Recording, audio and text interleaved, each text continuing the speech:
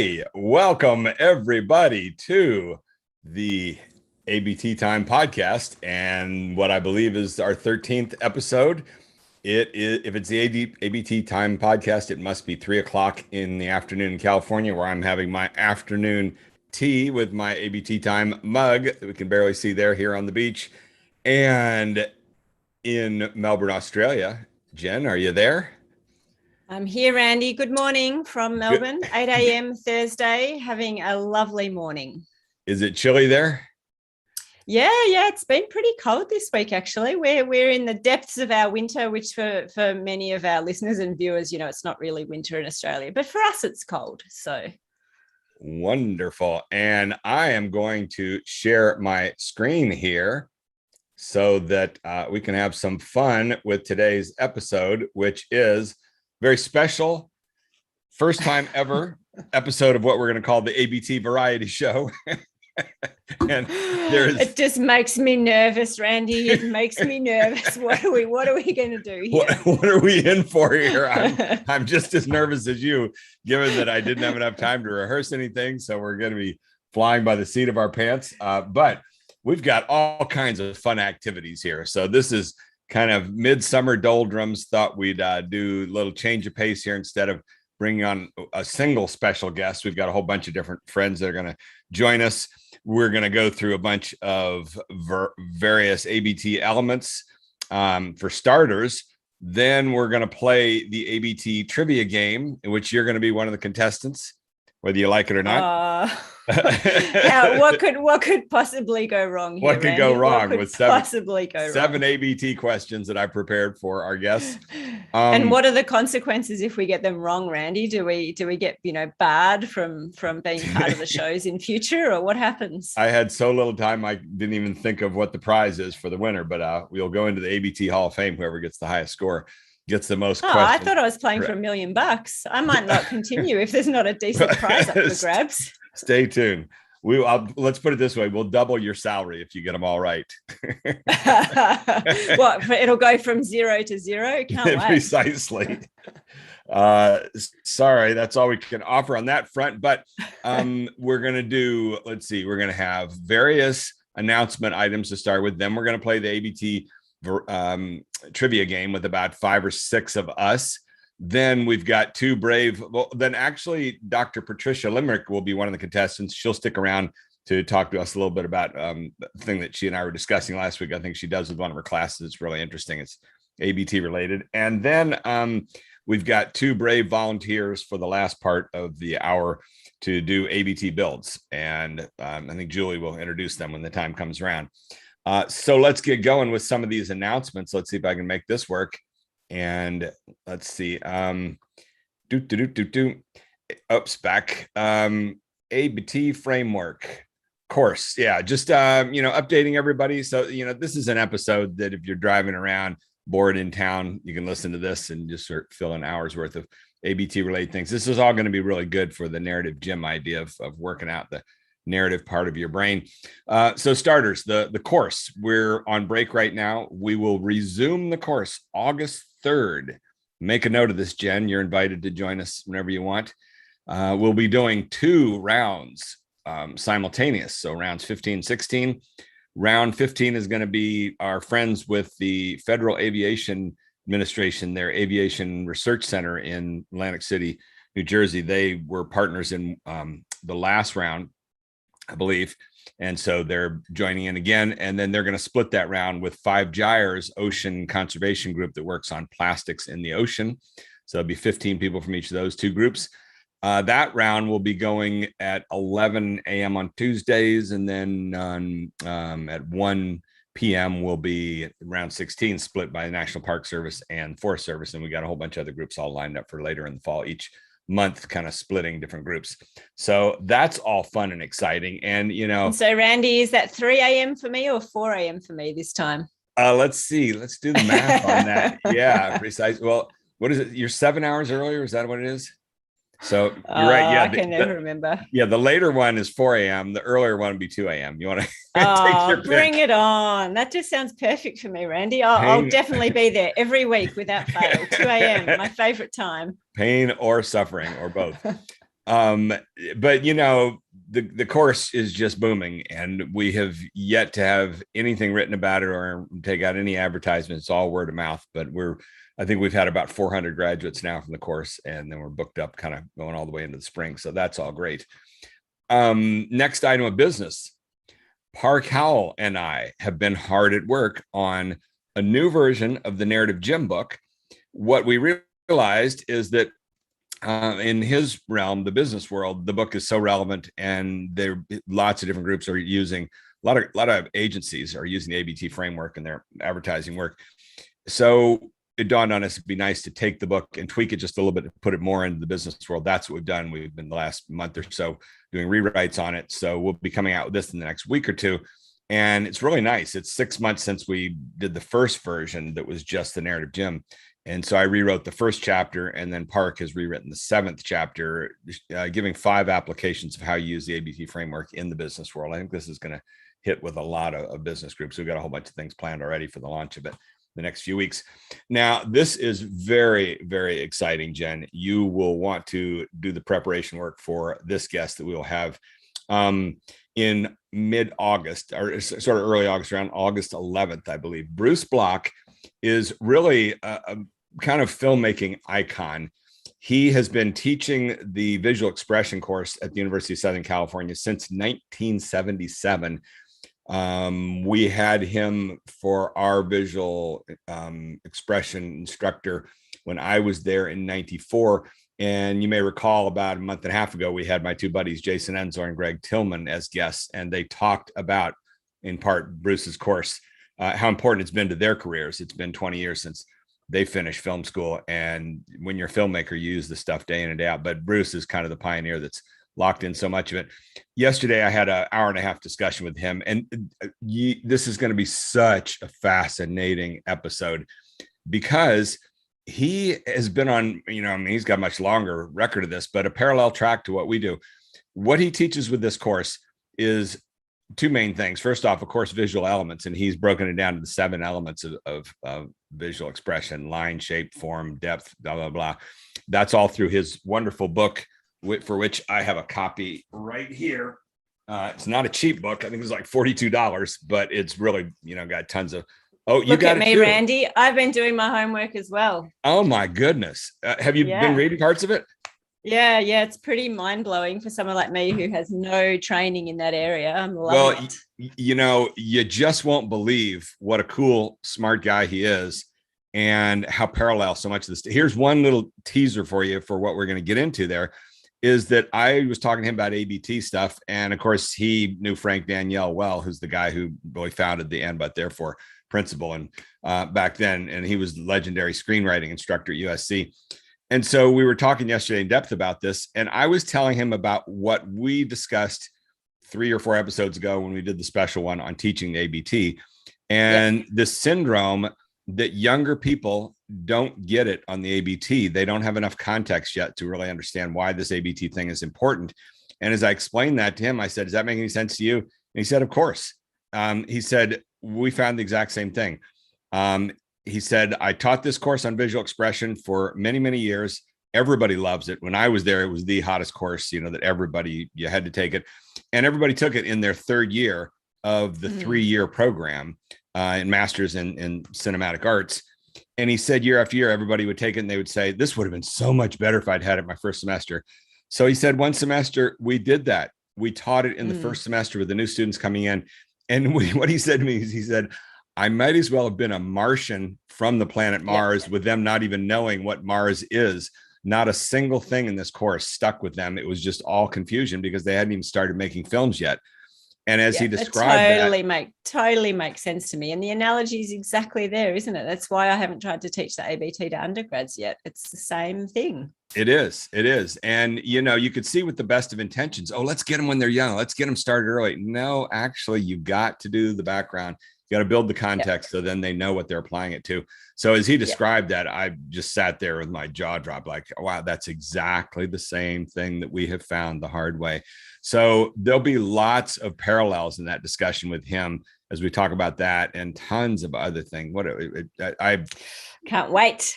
Yeah, it's going to be really good. furthermore, he kind of gave some advanced homework. I'm going to send an email to everybody in our group, but for anybody listening to the podcast, if you want to get prepped for that, here's a little bit of homework. One thing of which is a series that's on Hulu right now, called Underground Railroad, I believe, that is highly acclaimed. He said he had watched the first 3 episodes and was deeply impressed with the power of simplicity there. I started talking about simplicity, one of our favorite themes, and same thing for him. That's what it's all about with visual expressions, boiling this stuff down to simple iconography. And then he was talking about that show is just amazing, how good the direction is there. So if anybody wants to dig deeper in it, and it's getting raves, that series. So Underground Railroad, that's the first thing. It's based on I think Pulitzer Prize winning book. So big series. And then the second thing was, Matt, I mentioned this to you yesterday. What was the book about the spectrum? Are you there, Matt? Do you remember me? I'm here. Give me just a minute. I can find it real quick. Was it the color spectrum? No, it was. Let's share that with everybody. Full Spectrum, How the Science of Color Made Us Modern by Adam Rogers. There you go. I think we all need to get a copy of that and read it before he gets here. It's a really broad book. It's written by a writer from Wired magazine, he said. And he just said he absolutely is flipping. It just came out recently. When did it come out? In May or so? Matt? Yeah, it was May. So there's not many reviews yet, but yeah. All the people in the know are raving about it. Yeah, exactly. It sounds like a great book. So I just ordered a copy. So that's more advanced work to do before he gets it. No big deal, but it's all things that he told me about that I wasn't aware of. So that's a little bit of advanced hype for that. Okay, here's a little narrative nerd exercise. Like I said, today's the variety show. It's all different sorts of bits and pieces that are all ABT related. This, if you're a hardcore narrative nerd like me, you every day get the New York Times. And then what you do is you take a look at the number of butt paragraphs in that particular issue. So this is something that I spotted a few years ago. And when I was growing up, we were told to never begin a sentence with the words but or and. It turns out not only does the New York Times start sentences with the word but, it starts paragraphs with it. And it does that on the front page. And this is absolutely reflective of ABT structure. And why would they do this and use so much ABT on the front page? Because the New York Times is trying to reach the big, broad audience, and ABT is their pathway to reach the big, broad audience. So every day that I buy the New York Times, I scan through it looking for but paragraphs. And sure enough, in today's front page, I only look at the front page, but here we have right here, 1, 2, 3. This is actually the 4th paragraph in this article. There's the word but. I will, oops, you can't see it because my little background. I love the invisible newspaper you're holding up, Randy. Really great visual here. Hold it in front of your chest, Randy, and then we'll be able to see it. Yeah. So anyhow, there it is. Oh, we still can't see it. Oh, look, now Randy's disappeared. I love it. Exactly. The disappearing Randy. Fun with effects. At any rate, take my word for it. There's an article. Biden portrays a right to vote as under siege. Have you no shame? He asked the GOP. So the first 3 paragraphs begin with setup. President Biden said on Tuesday that the fight against restrictive voting laws was the most significant test of our democracy since the Civil War. Yada, yada. It's all set up. Third paragraph says, quote, help prevent this concerted effort to undermine our election and the sacred right to vote, the president said in remarks at the National Constitution Center. Have you no shame? But his words collided with reality, even as Republican-led bills meant to restrict voting access, make way, blah, blah, blah. Anyway, there's the turn in the whole thing. So it's all set up, and then in an instant on the word but, they turn it. And you see this over and over again on the front page of the New York Times. As a matter of fact, what I've talked about in the course is that there is this wonderful book that gives you a couple hundred front pages of the New York Times going all the way back to 1851. And I have narratively nerded out on that. And what you see was that in the 1800s, there was no need for narrative. It was all and. It was the insular group there. It was just people wanting to know what happened yesterday in New York City. They didn't care about world politics, number one. Number two, they didn't allow writers to have a byline, so they couldn't even get in there with their individual voice and practice narrative. But over the years, that began to change. And today it's massively narrative, the front page of the New York Times. The thing that stuns me is you won't find any journalism classes that have looked at this or documented this. Why someday they will understand why this ABT stuff is so important, and they'll see the patterns. And that's what we're going to be getting into. This is the idea of narrative selection. With time, the brain shapes and seeks out things that have got the ABT form to it, which then leads us to our ABT Trivia Quiz and our brave contestants who will now join us. Everybody activate and hop in for the quiz. So Randy, you realize that before you joined today's call, we were all talking about the fact that we had no idea what was coming. So this is clearly false advertising on your part. You might have a revolt on your hands. Which is how we like it. Is Patty Limerick with us? We're at past quarter after. Matt, any word? Patty's here. Patty is here. Yay. Okay. Hi, Patty. Hey, Patty. Hi. Oh, yay. Okay. Excellent. Hello. There she is. Okay. Can you hear us, Patty? Totally. Yeah. Wonderful. Okay. All right. And Liz, what were you saying here about first 2/3 of that was the Bruce Block book? Oh yeah, Matt and I were just discussing the book, and I want to check it out. Yeah. Cool. Ignore that. All righty. Okay. So we are going to have 7 ABT trivia questions here. And I hope this all makes sense to everybody, but it's just a game. So don't get mad at the host, Alex Trebek. Okay. So our first questions will begin with the and frequency, which is simply the percentage of words in a document that are the word and. So the simplest of little metrics here, looking at a text.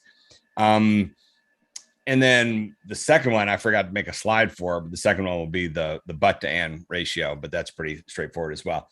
But this one starts off with just the and frequency. And as we all know, the more you're anding, the more boring you're getting. And when you're more interesting, you've got a lower and ratio. So first question to ask everybody, and hope I didn't get these slides out of order and give the answers away when I put it up here. What is the ideal and frequency? And those of you who've had the course probably know this, but you probably forgot it as well. So is the ideal frequency for a well-edited document, and Matt and I have done this, we've taken 10 articles each from the New York Times, the New Yorker, and the Atlantic and calculated the and frequency. And sure enough, it converges on this value very closely.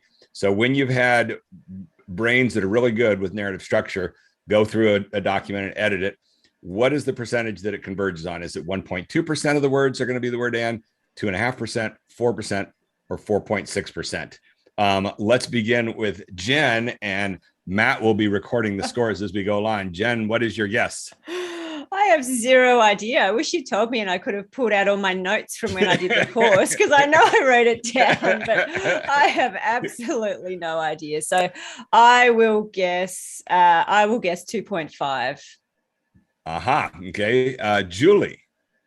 B, 2.5. And Liz. Yep, B, 2.5. Patty. Oh, muted. I don't think it's going to make any difference whether I'm muted or not. It's going to be as pathetic. I think it's profligate to go for 2.5. I'm going for 1.2. Okay. And Michael Bart. Yeah, we need an outlier. I'll say 4.0. Seriously? You don't remember this from the course? Surely you've heard the but to and ratio. Okay. All right. So yes, the answer on this one is indeed 2.5, as the majority of people was that all? We've got 5 contestants. Is that right, Matt? I'm not missing anybody, am I? That's right. You got all 5.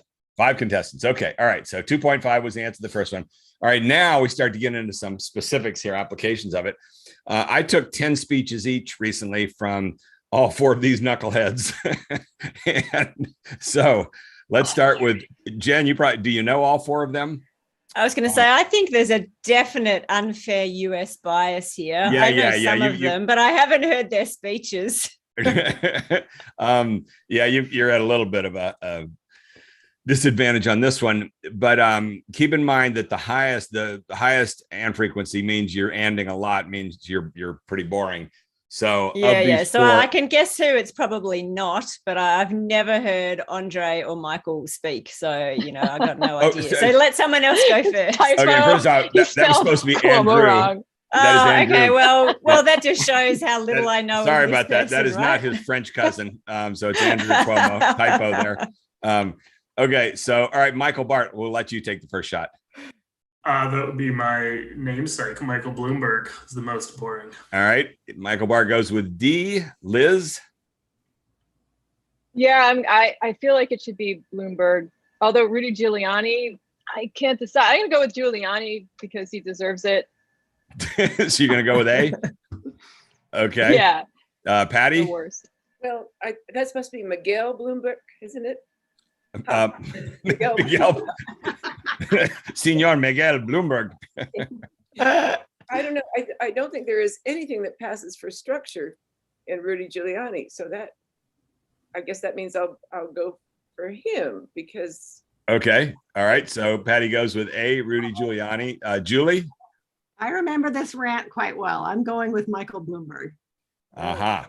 And now finally, Jen, now that you've listened to all the other people, who do you trust? Well, I've got to pick. Well, I trust them all. Of course, Randy. They're my new ABT best friends. I trust them all. But look, I've never heard Michael speak. So I'll go with Rudy because I have heard just how bad Rudy is. All righty then. Okay. So Jen goes with A, Rudy. The answer is D, Michael Bloomberg. Just a complete bore. Unbelievable. His scores were, well, wait a second. Here's the scores there. 4.2 for Michael Bloomberg, way up there. There you go. Yeah, he's getting up to being equivalent to a government report. And sadly, look at Trump. You know, he speaks very efficiently with his use of narrative structure, as I tried to make a point of long ago. Number 3, this is a quirky little one, which a lot of this is in the Narrative is Everything book I published a couple years ago, and I took a whole ton of novels and did these metrics for them. And there was one who stuck out freakishly, and let's take some shots at that. Now, surely, Jen, you know these names.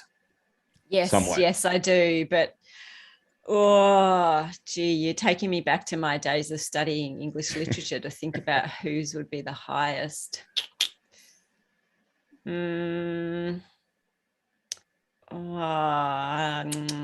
I'll try Hemingway.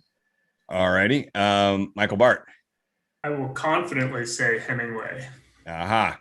Julie. And I've read all 4 of them. I'm trying to think which one was the most boring, but well, keep in mind, it's not necessarily, we're talking about art now in this category. Right. I understand.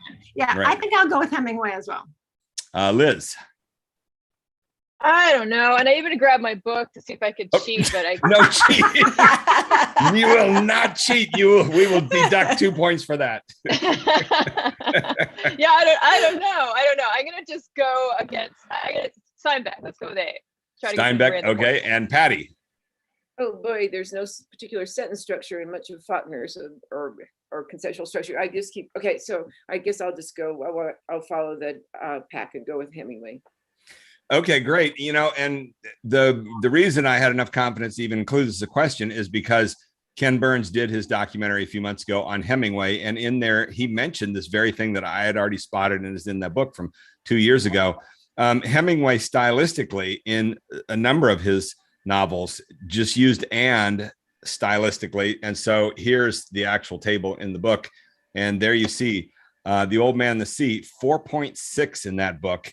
And wow. You see stylistically, he says, and the day was long, and the wind was calm, and the seas were high, and the this and the this and the this. You see the same thing in I think Death in the Afternoon. It's just a descriptive style where he does long sequences of and then the sun also rises. That was the example that they used in the Ken Burns documentary. So yeah, that kind of throws this index off when you get into the art world. It's not so much being born. I mean, there's a deeper dimension to it that we could probably talk about it at great length. What's going on there when you're using the and to drive deep into something artistically and excite a different part of the brain, possibly, who knows? But yeah. That actually is one of my favorite books. So that's an interesting, The Old Man, the Sea. Oh yeah, definitely. We'll go back and reread it now and keep an eye out for all the ands because it is. I went and looked at some passages in there, and yeah, he does that. stylistically. Number 4. Okay, now we're going to shift to the narrative index, which is the but to and ratio. So this tends to be, it goes the opposite direction. People who are boring aren't using narrative structure much. They're not saying the word but very much. And as a result, their index tends to be pretty low. In general, for scores of narrative index, fiery speakers tend to be in the 20s all the way up over 30. That was the whole deal that I got wound up over Trump, that all of his speeches were in the 20s and 30s, even just abnormally high. The average politician tends to give speeches that are around in the mid-teens to 15 to 20, around there, just incredibly consistently. Then you get some that start to drift all the way down to below 10. That was the problem. Hillary Clinton's average was 14, while Trump was averaging a 29. So double difference in them, which everybody knew just in terms of basic impressions. Okay, so here's 4 presidents. When you take a look at their State of the Union speeches, which gives you a pretty large sample size, especially in presidents that did 2 terms. Here's 4 different choices. Who gave the speeches that had the least narrative content, that just basically were saying the least? Eisenhower, Ford, Carter, or W. Let's start with Patty. We'll go the opposite direction this time. Well, historian. Really such a nice man, but I think Carter. Okay, interesting. Liz? I feel like I helped make this chart years ago, and I still can't entirely get it right. But I would say Carter too. Okay. All right, Julie? I'm going to say Ford. Interesting. This is sort of a competition of dullness between the 4 of them. Michael Bart? Yeah, I will say Ford as well. Interesting. And Jen? Look, as the non-American here who has absolutely no bloody idea, you're not making it easy for me. You've split 50-50. The only one of them I've ever heard speak is W, and I don't want to ever hear him speak again. So let's not pick W. Oh, look, who knows? I'll go with Carter. Who knows who Carter even was? But what if I threw in Bob Hawke? Would that help you? Okay. That would help me a lot. Yeah. Or can I just go with my current Prime Minister, who I'm pretty confident would be very, very bad on this scale. So that's my vote. I'm choosing Scott. But wait a second. What about John? Putting in an E. How about John Howard? Oh, look, let's not get into Australian politics, but we haven't exactly had a good run lately, shall I say? Okay. All right. Interesting question here, because it looks like we stumped all of you. This one is just absolutely fascinating. Someday, somebody outside my world will start to take an interest in this stuff, and there's such clear metrics. But take a look at this. There's Eisenhower. Those at the SOTU State of the Union, those are the years there. And then the actual narrative index is the last digit. You see he began 53. This index, the sample size is pretty significant for a State of the Index speech. It's probably 2,000 to 3,000 words. So I don't know that I'd be too confident in fine scale differences there. But overall, as a general pattern, it's clear his early years, he wasn't saying a lot. And then, as everybody knows, he finished with a lot to say in his famous farewell speech, where he warned about the military industrial complex. By the end, he was punching things out a bit. So he had kind of a mixed bag there for his State of the Union speeches. Ford was just pretty much average there, 11, 12, and 20. So not exceptionally dry and dull. Carter, we see values of 11, 13, 15, pretty average as well for Carter. Then brace yourself for this. Here's the answer. Look at these values for George W. Bush. 4.45, 4.324. That is extremely significant. Something was going on there. He probably didn't write his own speeches, but basically, I think what it speaks of it is a team of writers who were so timid that they just didn't want to say anything in any given year when they did the State of the Union thing. And of course, it's all just non-memorable. He just kind of did, bare minimum work. But that is really, I was stunned when these numbers started to emerge. I've done this for all the different presidents, and he's the only one that just is so far down there with every single one of his State of the Union speeches. Wow. So I should have stuck with what I knew. I should have picked the one that I'd heard speak, and I would have been home. Your first instinct was the best instinct. Should have stuck with it. Let's see. Then we have, this is another quirky one. I tell about this in the book.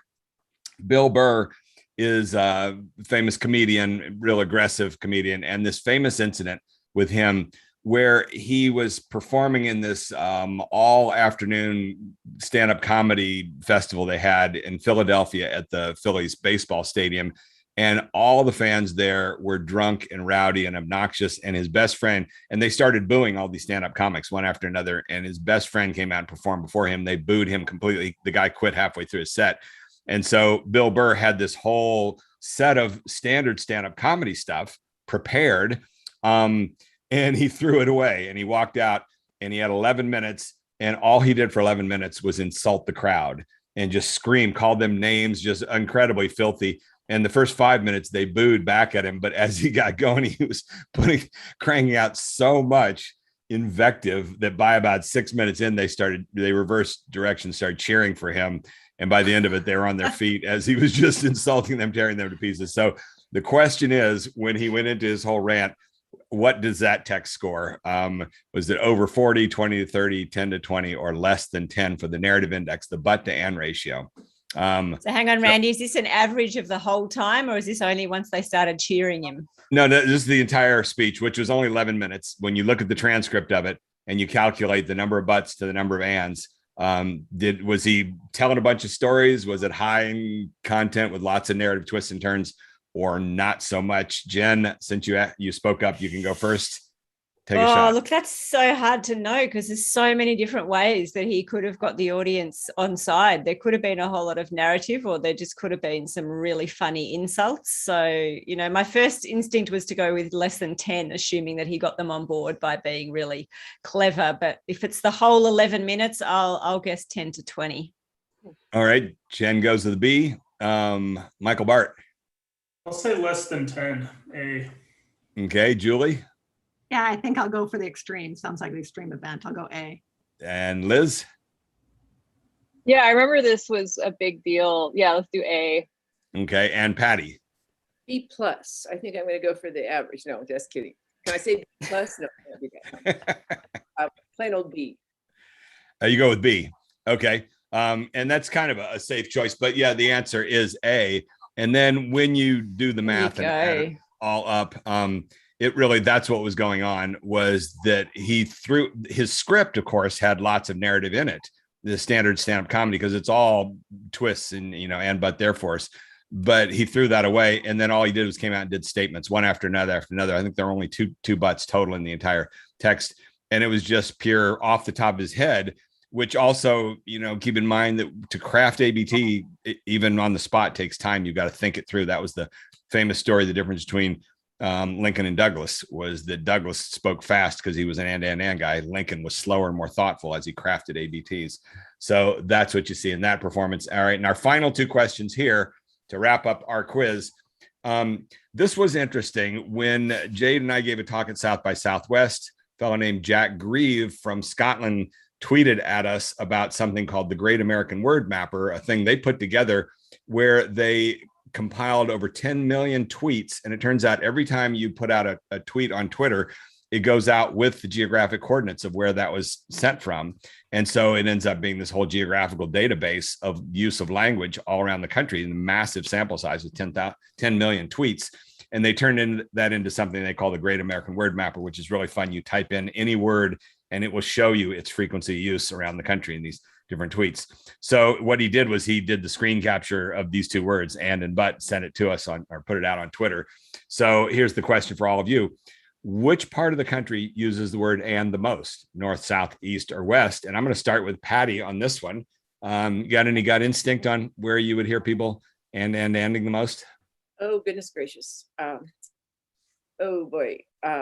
The South drawl with that word and I don't know. I think we just have too much action going on here in the West, too much action. So we couldn't be doing the and all that much. So I think all those intellectuals in the Northeast, they've got a lot of clauses to stick together. So I'm going to go with A. North. All right. So Patty goes with A. Liz? Or maybe that meant Northeast. Well, I said Northeast. Now I'm doing another average here. So yeah, sorry. Oh, well. That's right. I have no idea. That's right. Liz? I have my logic on this being from the Northeast, right next to New York City.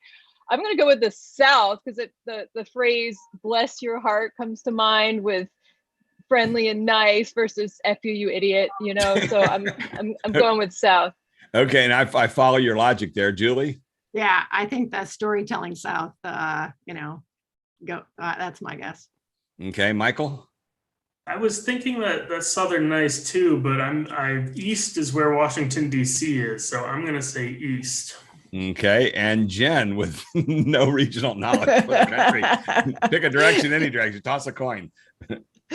I'm going to put you guys through an Australian-centric quiz one day, so you can just enjoy feeling completely ignorant. Please do it. Look, I would just have to go with complete stereotypes, which, you know, I acknowledge are absolute stereotypes, but based on them, I would choose South.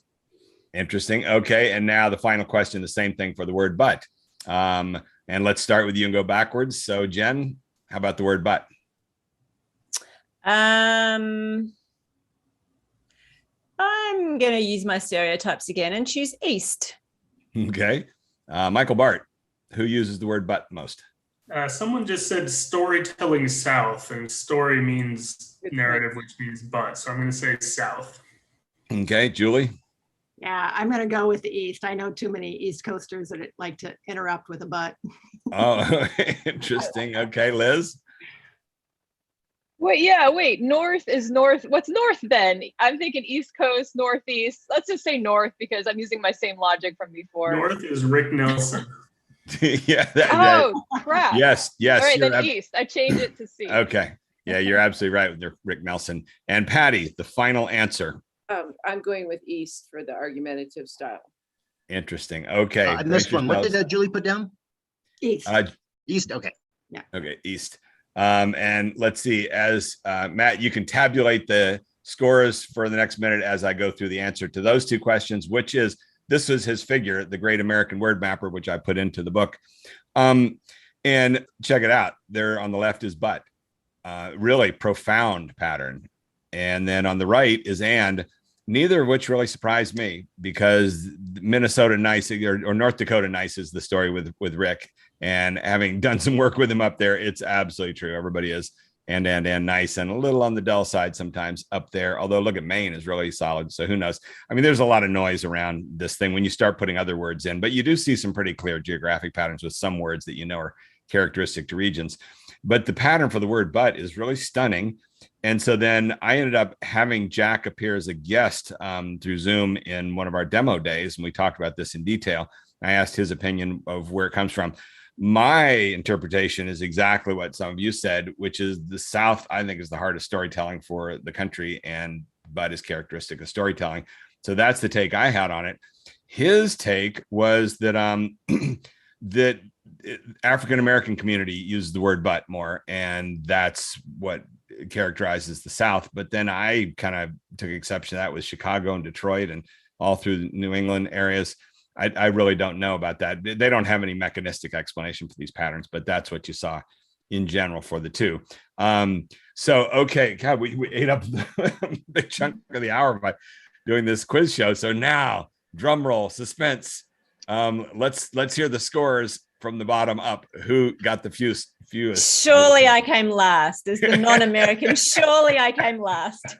Well, Jen, not only did you come last, but you tied for last place with our very own Patty Limerick and Liz Foote. Three-way tie for last place. So yay! I'm in such good company. Last place. And what were their scores? They got 2 out of the 7. Wow. Oh, ouch. We fired. And then who was next? Coming in at second place with 4 out of 7 was our own Michael Bart.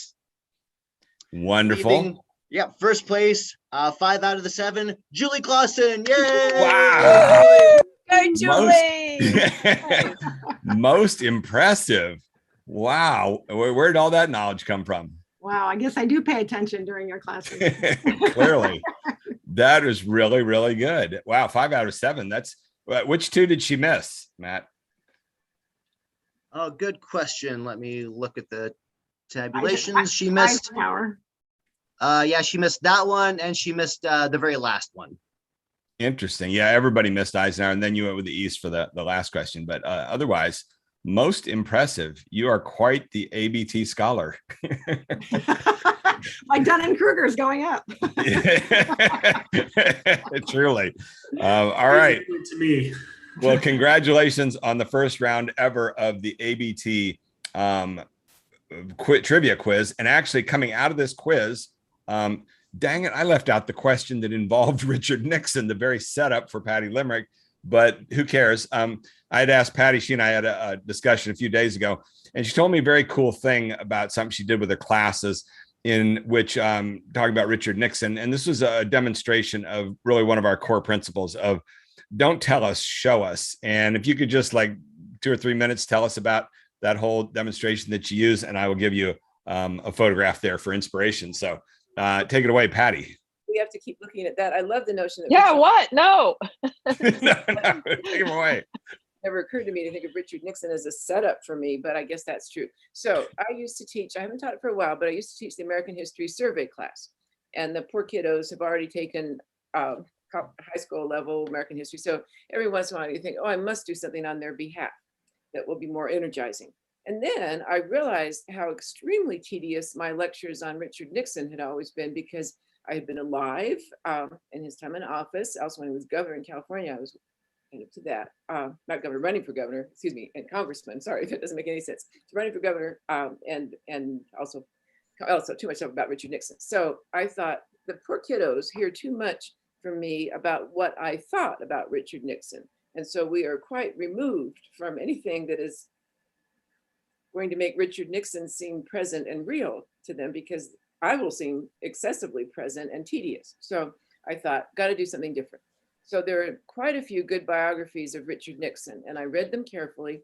And then I have a couple of friends who do reenactments. I never tried that myself. I did not do costumes. I did not do gestures, as he keeps gesturing at me. At least he's gesturing with that finger. At least that's the good news with his gesture there, because he did use the other one from time to time.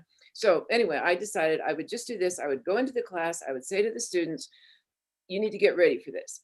I am going to speak to you to the best of my ability as Richard Nixon. I'm going to tell his story, but I will be using the word me, my, I will be telling it from his point of view. So if you are all oriented, if you are all ready for that, is everybody ready? Okay, so here we go. So I actually think I did a very good, I'm my Patty Limerick, but I think I did a really good job. The students instantly suspended disbelief. They listened, they moaned, you could hear little expletives from them every now and then over things I had said. So then we had question and answer, and they were just raising their hands earnestly to ask not Patty Limerick what she thought about Richard Nixon, but Richard Nixon what he thought about his own actions.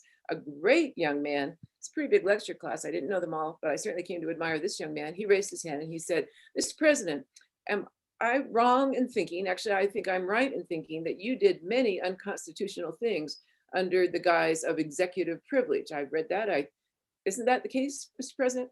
So I was pretty far gone at that point. So I said, young man, I can tell you have lived nothing that would count as a life. You know nothing about the complexities of our decisions. You know nothing about the world. You're speaking of this Constitution, that's important, in the 1780s.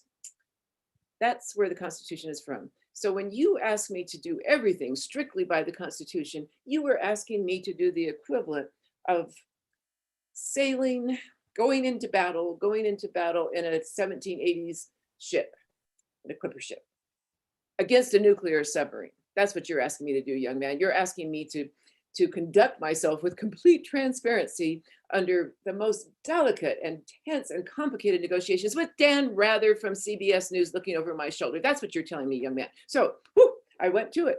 I really was something. And I think it was true. It was not direct quotation or anything like that from Nixon, but I think that was how he saw himself and saw his actions. And I certainly wanted to find that young man and give him A's for the rest of the semester because I thought he had done a great job. But I stayed in the part until time to quit and say, okay, fortunately out of time, you do want to take a shower right after you've done that. If you have really gone in and spoken for and been Richard Nixon, you really need some tons of fluids at that point. So so that I think was one of the best versions I ever took part in. And I did it several times. I still do some impersonations, but it's just so different from now at a distance. I will speak of some person who was quite a force when alive, but you won't know that because I will be speaking at him from a considered distance. And so from time to time, I think it's really great just to give up, not to think that I wouldn't say that Patty Limerick is boring, but she is. She never opened the door to China to better, well, someone could open the door to better relations with China now, maybe, I don't know, or maybe they would, maybe we shouldn't do that. Sorry, I'm going off the wrong track here, but he was the guy who signed all those environmental laws. It's Richard Nixon's signature on all kinds of laws that cause people to say, how did that happen? And that is excellent. And that's when she and I were discussing this and she began telling me about that. And I just said, you got to come share that with the whole group here, because just the divide between the expositional, the and telling us, you know, these are the things that went on with Nixon, as opposed to don't tell us, show us. And I could feel it right there. I mean, the logic of that whole argument sounds exactly like him, and it just brings him to life in 3 dimensions. And it's also fascinating, as you say, with the suspension of disbelief. You see this sometimes when you go to table reads for a TV show or a play or something like that, and the actors are not in costume. There's no props. They're just sitting around a table, and yet it gets going so good that you're just totally caught up in the story and everything like that. And you no longer even care about all those extra elements. Which I open it up to people who would never think of themselves as doing something so wacky. But there's no need for costuming or for gestures, not to take a thing away from the great crafts of Hollywood. We don't want to do that. But you can be just a person who has read the biographies and has just taken the resolution. I'm going to do this. I'm going to be the channel through which he flows. Well, and you know, it makes me think of a few other principles at work there. One of which is the power of the first person narrative versus third person. And that's part of what you're doing there, is that telling us he did this, he did that is nowhere near as strong as actually saying I did this, even if it involves fake acting. It's just the power of the first person singular narrative. It keeps circling back always to this stuff. And that's part of what, you know, our episode last week with Peter Sale, his book on coral reefs, that was the genesis of that, of me giving a rotten review for his first book and saying, this guy's got a really important book to write. And what I was basically saying was the important book is not his third person description of how our dying planet, that was his first book that was really not so good. But this new one he's just come out with, Coral Reefs, is all first person. And it begins with his experiences as a coral reef scientist. And now he's senior statesman. So same deal. And I think he's beginning to realize that it's so much more powerful talking in the first person. And so I'm just kind of analyzing this as we're going along here and realizing that's what you did, was you turned the story of Richard Nixon into a first person account by doing that performance. That's amazing. Very cool. Okay. Thank you very much for that. And we just eat up time so quickly, and we got to get to our 2 ABT builds. If everybody stick around, please, if you could. If you have to take off, Patty, no problem. But thank you so much for joining in. That was huge fun. And thanks for being a contestant. And can we get the 2 ABT folks to join? And I've got your ABTs here lined up. And Julie, can you give introductions to our 2 brave non-contestants, volunteers? Sure. So both Karen and John are from the American Fisheries Society Climate Ambassador Program. So they are going through monthly trainings on communication, and we have challenged them to really encompass and embrace the ABT. So in all the work that we're doing. And so I think the ABTs that you are working with are ones that they have selected for their problem that they're focusing on. Wonderful. So John is an oceanographer from NOAA, and Karen is director of freshwater at Shedd Aquarium. Great. And neither of you have done the ABT framework course, correct? Right. Okay, good. Cool. All right. So I wanted to do this. And thank you so much, both of you, for being brave volunteers and doing this. And I just want to do this kind of as a means of sharing with the broader public, people listening to the podcast, a sample of what we do in the course. This is the standard exercise, and I don't think we've ever done it I do it occasionally in webinars that I do like this. So what this involves is asking the people, and by the way, your ABTs are no different than people in the course, because they're required to write their ABT before they even start the course. They have no idea what they're doing. And everybody can write an ABT off the top of their head. Very simple, this and this, but this, therefore this. It's once you start to learn the whole framework, then there's tons to it. And that's what we're going to get into a little bit here. But what we do then in the course is each person gets there usually about 5 to 7 minutes in front of the whole course, in which we begin by having you read the ABT. Then I'll start in with some of my thoughts and just kind of ask you questions. We'll go back and forth and always be evaluating what I'm saying, because sometimes I'm wrong with the things. But also we have the participants in the course, everybody else in the course. There's 30 people, and so there's 29 other people sitting there, and they type in their comments into the chat window as I'm going along, so they'll also contribute. And then later you can see we download the chat window and post it on the website. You can see other comments people tossed in. And this is like the simple exercise we do as a demo thing in the course. The deeper, more meaningful dimension of it is that you also do what we call working circles. That's where you book a half-hour slot in which 4 other people who have done the course join in as your working circle of 5 people. And you get a half an hour to then work on this ABT. And that's much more in depth than what we're going to do right now. Now I'm just going to hit on a couple immediate impression points, but with the full working circle, you get a half hour. Therefore, let's see here if I can advance that. And shucks, I've got people's faces everywhere. Okay, John, let's begin by having you read your ABT to us, and just straightforward, just read it, and then we'll start in. So take it away, John. Sure. Trembling volunteer number 1, reporting for duty, sir. All right. And where are you located right now?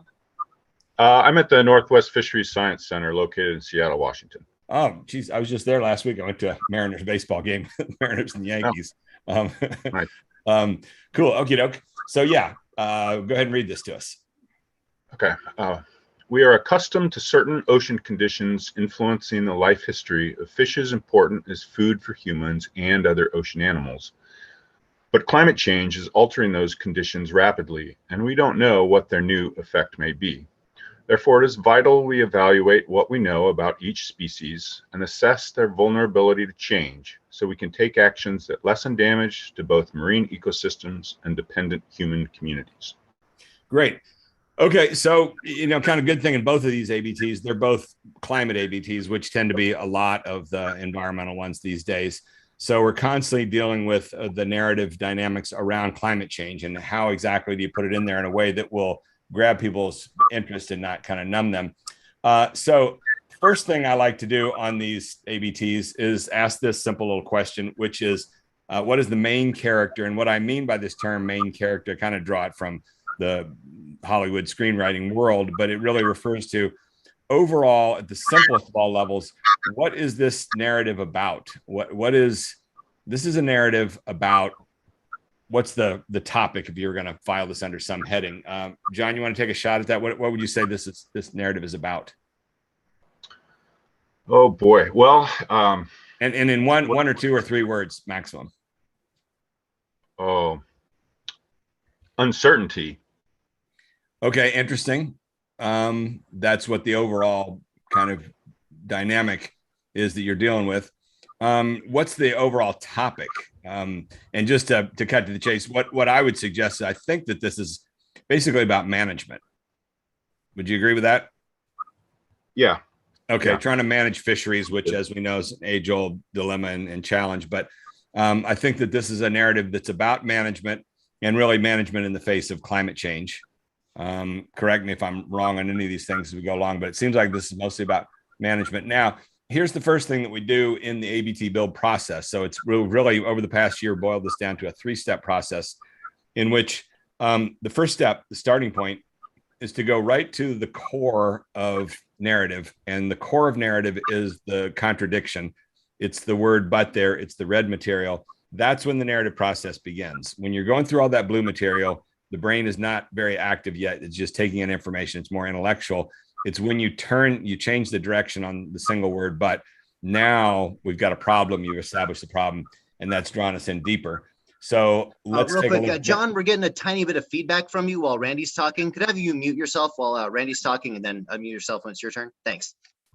Great. Okay. So let's see. Okay, so this becomes then our first question that we do in this ABT build process, which is, what's the problem at the simplest of all levels? And this is what you want to do is you're trying to work towards find your way to simplicity, which is really, really tough.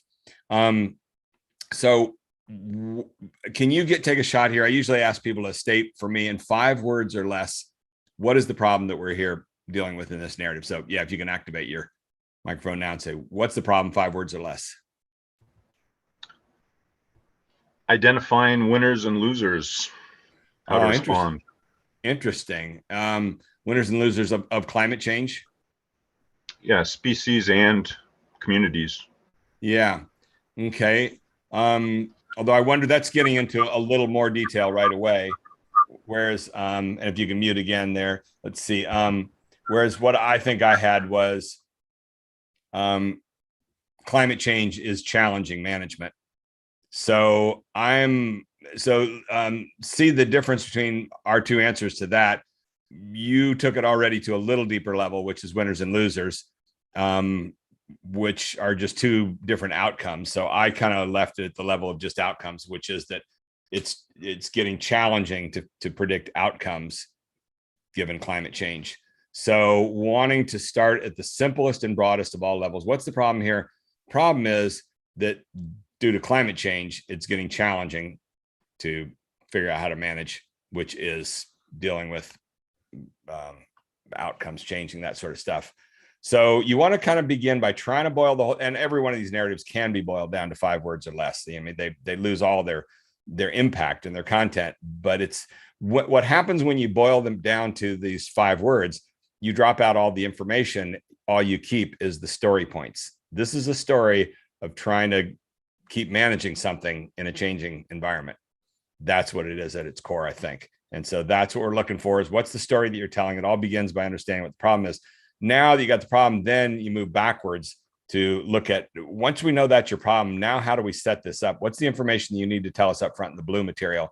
And this becomes part of the challenge, is people have a tendency to throw a bunch of background information in the blue material without any criteria. You know, here's some stuff to know. But you really ultimately want to be super efficient, where the only things in the blue material are things that absolutely have to be there to set up the problem. So now we jump backwards, and here's what we see. You've got we're accustomed to certain ocean conditions influencing the life history of fishes, important humans, and other ocean animals. So, and again, you know, this is not criticizing anything. This is what happens when you put together an ABT without any of this background yet, is that you've got a lot of words in there that don't tell us a lot, and they're not really crucial things. But more importantly is going back to what is our problem, and look at what you've got there in the red material. Let's see, what did I put in here for? Well, here's one of the fundamental rules: the power of storytelling rests in the specifics. So your opening stuff is pretty broad in general, so it's not very powerful in that regard. But given what we agreed on is the problem, which is the problem is with management in a changing climate. The problem is not climate change. And I think your statement there kind of hits on it generally, but it could be more precise. But management is getting more difficult given climate change is really what you want for the statement of the problem. And then, as I said, a few more specifics up front would make it more powerful in terms of what species in particular. And then here's the sort of wording I would suggest is in reshaping this. Management of ocean's fish species requires knowledge of what are the key elements that we need to know. And knowing those things makes it possible to manage them to some extent. But management is getting more difficult given a changing climate. Therefore, it's vital to get more of this information. There's a lot of similarities with the other ABT we're going to do in a minute here.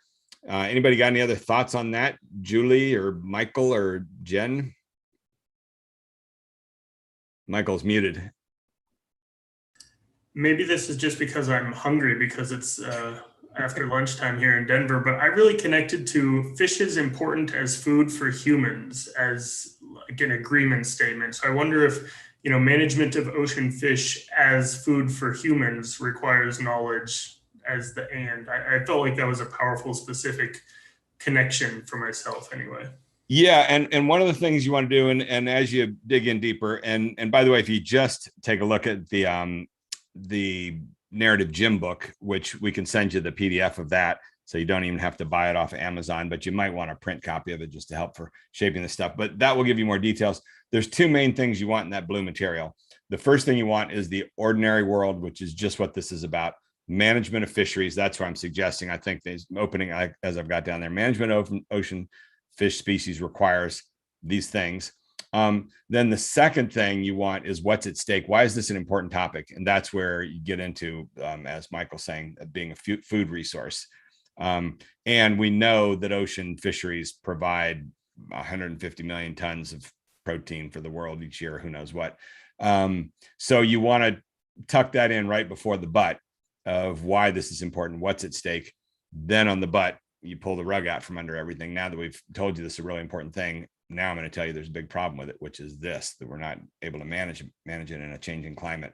Therefore, this is what we need to do to solve the problem. Those are kind of the basic elements. So does that make some sense, John?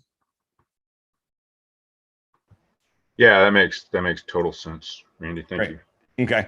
Yeah. The nice thing about the ABT is that you're already pretty close, no matter what you put together there with the draft, but then doing this fine tuning strengthens it. And then, you know, we can't solve the whole thing in 10 minutes here in this discussion. That's why a half-hour working circle helps even further. But then a lot of these ABTs just take weeks and months of incubating them and seeing them. And there's a lot of people that write to me that say, we had this ABT for 2 months. And then one day somebody walked in and said, you know what, we're framing this thing wrong. And that's what the blue material gives you. That's where you're setting up your frame. And in an instant, this gives you an analytical tool to kind of restructure the whole narrative, what you're looking at. So, okay. Thank you very much on that note, John. But we lack the data to reveal shift. That's the real crisis, that we don't have the data there. And you've even got it in there. I underline this phrase here. We don't know. That's your problem. It's, you know, what we don't know. So, and then, okay, Karen, if you can join us. Thanks, John. And again, thanks to both of you for being brave volunteers here and sharing this. Karen, where are you located? I'm at Shed Aquarium in Chicago. Oh, wonderful. Okie dokie. And let's see, how about if you just take it away and read the ABT to us to start with? Will do. White suckers use cues from the environment to know when it is time to migrate, and their spawning migrations are important for sustaining the population. But climate change may be causing their environmental cues to be activated earlier in the spring than normal. Therefore, we need to monitor sucker migration timing to understand what impact this may have to the fishery. Great. Okay. And yeah, there are similarities to the other ABT, which is good, because this takes us a little bit deeper even into what we're looking at here. And this is a really interesting one here. So first thing that I note is this bit right here, need to monitor sucker migration timing. So if we look at your setup there, we say they use cues and their migrations are important for sustaining the population. Start to think deeper about this. You know, what's the problem? And the way you've got it right now in your red material, that's your statement of the problem. And look at you're kind of wasting resources there by putting climate change as the problem. Is that really the problem that this narrative is about? Karen? Yeah, I'm here. I'm like thinking. Yeah, that's good. That's the goal. Yeah, this starts to get deeper, and you begin to realize, you know, this is why this first question of what is your problem. A year and a half ago, we really started to do these ABTs intensely. We've been doing it for 7 years, but with the course, we started doing, I've done 400 of them the past year and a half. And we began to realize that so many people are working on big problems, big projects. And when you ask them, what's the core problem? They start to gaze off and like, well, there's this and there's that and there's this. And you realize they've got multiple problems. They haven't really thought through what the singular overriding problem is. And in this case, we're talking about, we've got multiple problems here. So we do have the problem of climate change, but your narrative, is your narrative about trying to stop climate change? No. Okay. So think that through in terms of the way you're communicating this.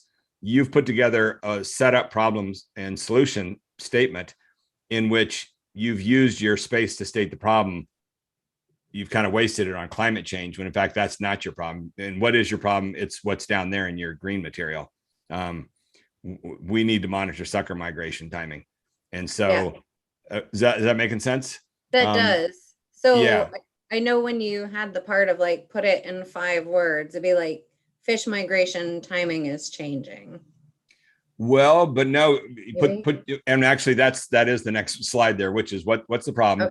Okay. But this is good. Think about this some more. What is the problem in 5 words or less? What's the problem you're interested in? What effect is this going to have on the population? No, let's think in more practical terms. What's the crisis that you've got right now? We really don't know all the effects that this is going to have. You just kind of hit it there. We don't know. Yeah. And so we need data on migration timing. Do you agree with that? Yes.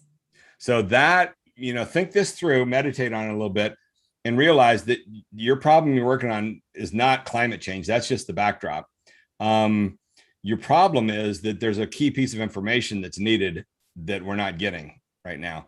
And that's the way you want to rewrite the ABT, which is managing suckers, blah, blah, blah, involves a crucial part of their life history, which is the timing of their migration. And one of the tools that is in the narrative gym book that we talk about that fits within this overall template, this overall ABT framework, is the if-then tool. And the idea that you could bring that in there, which is you say a key part of managing suckers is understanding the migration. And if we know everything there is to know about their migration timing, then we can know exactly how to manage them. But does that make sense now? That's where we're headed to with the but. There's your crisis. Yes. Lots of head nodding happening. Yeah. So we know how to create the perfect world, but right now we're not doing it at all. There's no studies going on about the timing. Therefore, this is what we're recommending, is putting together. And once again, so in this one, I copied and put it on this page here. See what you have for the red. You stated your problem as being, but climate change may be causing blah, blah, blah. You're not working on climate change. You're working on the need to do more data gathering. And so then you've got it in there. Therefore, we need more. We need right there is stating your problem. But we need this data. It's super important, and we're not gathering it yet. Therefore, and you see, that's the kind of thing where if you set it up at the beginning, you tell us why this thing is so super important, then you pull the rug out and say, but we're not doing it at all. You've lit a fire in our minds. We're convinced, like, all right, we want to know now, how are you going to fix this problem? And if you've done that good of a job, then we're going to give you 20 minutes to go into all the fine details of how you're going to solve it. But none of that stuff do we want to hear if you haven't set it up properly. And that's the problem that happens so often. People get in, we've got a whole solution, for suckers. And like, whoa, why is this important? You haven't even gotten us there. So, but I think with that little bit of tweak, you've got really straightforward narrative there, which is. That's very helpful. Thank you. Good. Okay. Yay. Anybody got any other thoughts on that, Julie? No, I really like how because for people that work on climate change, your comment is you're not working to fix climate change. It's the problems around that climate change is solving. So I really think that's helpful to think about it that way. Yeah, so much of what Matt and I had a long talk yesterday in a different context about the emperor has no clothes problem. In my science career, I watched this go on so much. Really great, well-intended scientists getting together and just generally, we're doing good stuff, but really you need to get more, I hate to say controlling, but you got to dig into these details and really clarify what exactly is the problem you're working on. And people don't like that. It gets uncomfortable and awkward, and yet it's really in your own interest in the long term, because once you clarify those things to yourself, then you can communicate so much better about them. Once we're here to talk about a simple problem, which is that we know how to manage this thing, but nobody's gathering the key piece of data, which is migration timing. And until we do that, you could forget about all the other stuff. I know you've got all this data on all these other aspects, but without that one central thing, it's all going to be meaningless. That's the way you want to get these things so clear in your mind that gives you the confidence to get in there and I hate to say argue, but that's what you really need to be doing all the time, is presenting the data, making the case for why we need to do this, that, and all of that requires that you've had somebody. And that's the good thing with a working circle, is that that's a group of people that are trained in these basic elements to work analytically with you, so that it's not a reflection of your working style or your creativity or whatever. It's just, we can see analytically that you've got a few of these pieces in the wrong place, and then they ideally ask you questions. And as you answer those questions, you realize, wow, that's the way I want to put it together. So cool. Okay. Well, thank you very much to the two of you for doing that. That was exactly what we had in mind, which is a little demo for everybody to get a taste of how the ABT build process works and why it can be so valuable. And we know at this point, we've got lots and lots of people who've gotten a lot out. That's why I've got all these groups booked for the next few months doing the course, because we do this kind of day in and day out, and everybody gets just clear ideas of the problems they're working on. Jen, have you got any final wrap-up comments to offer about the quiz? Are you bitter over the score that you got on the quiz? You're going to put together your own... I'm super proud that I didn't come last on my own. I think that's a major Aussie achievement, that there were other people as bad as I was. So, thanks, friends. All right, but you've brought it on yourself by saying you're going to put together your own Aussie ABT quiz. Yeah, but I don't think it'll be much fun, because you guys will just all look at me and say, I don't know. Oh, I think if you give it enough thought, there's no timeline. You could have a few weeks or months or whatever, but I'm going to hold you to that, because I think if you look around Australian society, I'm sure you could come up with some good and some of those questions, you could you heard everybody trying to reason them out themselves on what the answer would be. It seems like with this and that, like the Bill Burr thing, seems like if he's coming out there and all he's doing is insulting people with no time to prepare, you would think that he wouldn't be able to craft much ABT. Therefore, I would go with the lowest value, those kinds of things. Randy, maybe we need to share our favorite juice media pieces with the ABT audience, and we can do some analysis there. Now you're talking. Let's work on that. I've been meaning to, although it's so foul-mouthed, all their videos that may chase off some of the more easily offended people. But their work is so brilliant. I love them. Well, this foul-mouthed Aussies, those words just those words just go together, don't they? You just can't help yourselves. You butcher the language, and then you throw all kinds of profanity on top of it. Oh, them's fighting words. Who butchered the language? I've told you what my team that I work with are always used to say to me: stop butchering our butchered language. All righty. Liz, any final comments? Was that fun? Oh yeah, I'm glad I participated despite you not telling us what we were doing in advance. So thank you. It's great. Well, this was only the first of many rounds of the ABT Variety Show. This was fun, and I want to do this every once in a while because there's so much stuff that accumulates. Actually, okay, here's my final item. Why not? We've gone over time. Might as well throw this in there. Had to get this in. This was in the New York Times on Saturday, I think, in the obituaries. This was the story of Dickie Magley, died at age 86. Star tackled by opponent who left the bench, dies. This is a famous story I remember hearing about when I was growing up. In a college football game, this guy was running a touchdown, full speed running down the field, and one of the players in the other team got so mad that he didn't even put his helmet on. He just ran out on the field and tackled this guy and ended his touchdown run. And everybody's horrified. Nobody'd ever seen that before. So this guy ends up finally dying at age 86. And there's these quotes in here. He lived a life of bitterness because he was a good football player, the guy that was running the touchdown. But the only thing anybody ever remembered him for was he was the guy who got tackled by the dude who jumped off the bench and ran out in the field. And here's the quote at the end of it. The guy says, this was a quote from him before he died. "People still just don't get it," he remarked some 40 years later. "I led the nation in punt returns. I led the nation in yards per carry. I led the conference in rushing and in scoring. But when people introduce me, all they ever mention is what happened in that one game." Imagine living your whole life bitter over narrative. That's what it is. The one story of the one event, of the one moment with the giant element of contradiction where the guy came out there and broke all the rules of football and spontaneously tackled the dude, made for a much more interesting story than all of his standard awards and accolades and things like that. So that just goes to show you, it's the power of these narrative elements. It's the power of contradiction. And that is what impresses the brain. And that's what people have got to get a deeper understanding of. That's what's behind so much of this misinformation and conspiracy theory and things like that. A lot of that stuff is just based in so much outlandishness, and people can't understand, why do you remember the outlandish stuff and you don't remember all the standard things? Same thing with that poor guy in his whole football career. So on that football note, we shall wrap things up, and I have no idea what we're doing next week, although we might have our good friend Rod Lamberts be our guest next week from Australia. So I owe him a favor he had me on his podcast, and he's awesome. So, and that means the Aussies can gang up on you, Randy. So I say, bring it on. Well, you might have to team up with him and you work out a plan of how to sandbag me most effectively. Cool. All right. Thanks very much, you guys. Thanks, volunteers, for the ABTs, and everybody have a good weekend, and we'll catch you next week on the ABT Time podcast.